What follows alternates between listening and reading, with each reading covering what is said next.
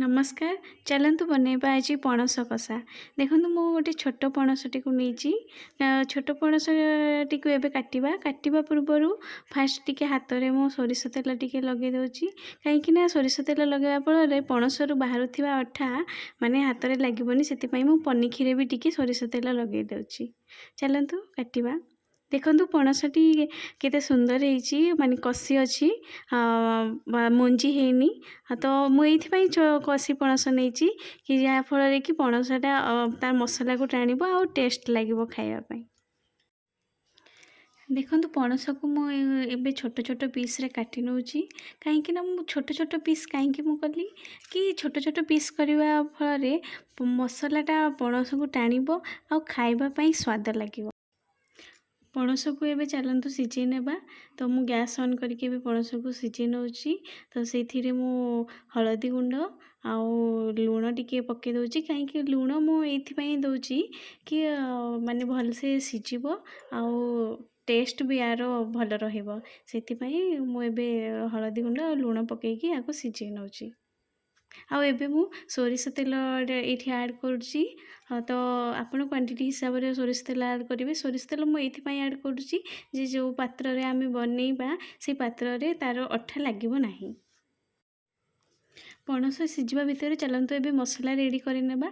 तो मु मसला पाई मीडियम साइज रो गोटे प्याज नहीं आउ दुईटा रसुण नहीं आ गोटे छोट अदा नहीं। चलतु एबे मसला को आमे शिଳରେ बाटिबा। शिଳରେ एथि बाटिबा जहाँफल कि तार स्वाद अधिका टेस्ट आसीबो।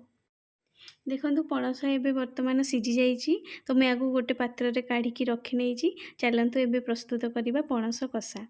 तो एबे मु सोरिष तेल ये ऐड करुच्ची। तो सोरिष तेल ये मु ऐड करुच्ची कि सोरिष तेल रे बनैबा फल अधिका टेस्ट आसी थाए। तो एबे मु छोट प्याज को काटिकी रखी थी ये प्याज को एबे आमे ऐड करवा। तो प्याज टिके ब्राउन कलर रे हे आसिला परे आमे रखिथिबा बटा मसला को सीठी ऐड करवा। वर्तमान देखंतु यार कलर चेंज हो जाइए ब्राउन कलर हो जाइए।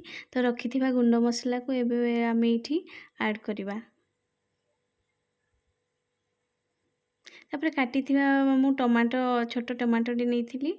तो ये ऐड करवा। टमाटो ऐड करवा फल आमर टिके अधिका फ्लेवर भल आसी थाए आउ टेस्ट भी आसी थाए।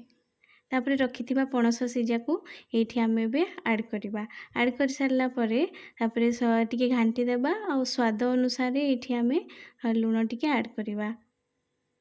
तापर यहाँ आम घोड़ाई दे ढांकुणी द्वारा घोड़ाई देबा। तापर वीडियो अधिका माने टाइम हो बोली से मु 3-4 थर घोड़े थी घोड़े की घांटी थी किंतु आपण मानक मु गोटे थर देखी। जेहेतु मु आज पखाल तैयारी करची तो यहाँ को मु मेन कोर्स पणस कषा को मेन कोर्स हिसाब से मुझे ता सहित मु साइड आइटम सलाड टिके नहीं जहाँफल कि खाइले टेस्ट लगे।